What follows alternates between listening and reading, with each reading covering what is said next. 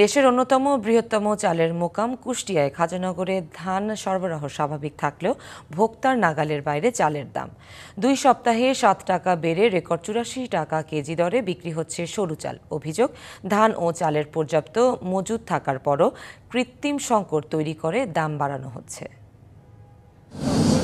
চালের অন্যতম পাইকারি বাজার কুষ্টিয়ার খাজানগরে অস্থিরতা যেন কাটছেই না। রমজানে কয়েক দফায় সরু চালের দাম বেড়েছে কেজি প্রতি 60 টাকা, দাম বেড়েছে মোটা চালেরও। মার্চের শুরুতে মিলগেটে সরু চালের দর 76 থেকে 77 টাকা থাকলেও কয়েকটি প্রতিষ্ঠানে এখন বিক্রি হচ্ছে রেকর্ড 84 টাকা কেজিতে। গেল 15 দিনে 5 দফা দাম বাড়িয়েছে কোনো কোনো প্রতিষ্ঠান, আর কেজিতে 2 টাকা বেড়ে মোটা চাল বিক্রি হচ্ছে 54 টাকায়।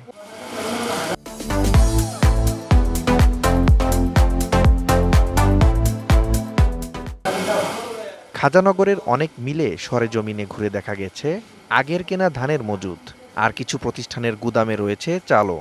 এরপরও বাজারে অস্থিরতার জন্য ধানের মূল্য বৃদ্ধি ও সংকটকে দায়ী করছেন বেশিরভাগ মিল মালিক। চাষিরা ধান আবাদ মূলত কম, আমরা হাটে গিয়ে ধান তেমনটা পাচ্ছি না। মিল চলছে কিন্তু অন্যান্য বছরের তুলনায় গতানুগতিক খুব কম চলছে। এদিকে অটোমিল মালিকরা নতুন ও পুরাতন ধান মিশিয়ে চাল তৈরি করছেন। তাদের গুদামে ধান ও চালের খুব একটা সংকট নেই। স্থানীয় ও বাইরের জেলা থেকে ধান সংগ্রহ করা এসব প্রতিষ্ঠানও ফরিয়া ও মৌসুমি ব্যবসায়ীদের বিরুদ্ধে কৃত্রিম সংকটের অভিযোগ তুলেছে।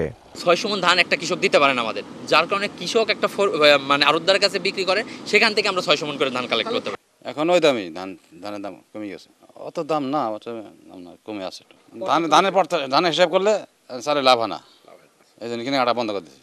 চালের বাজারে অস্থিরতা দূর করতে অসঙ্গতি পেলেই ব্যবস্থা নেওয়ার কথা বলছে প্রশাসন। তার লাইসেন্সের বিপরীতে যতটুকু থাকার কথা তার অতিরিক্ত পাওয়া গেছে মজুদ, তাদেরকে আমরা লাইসেন্সের শর্ত অনুযায়ী 3 দিনের মধ্যে এটা ডিসপোজাল করতে বলেছি।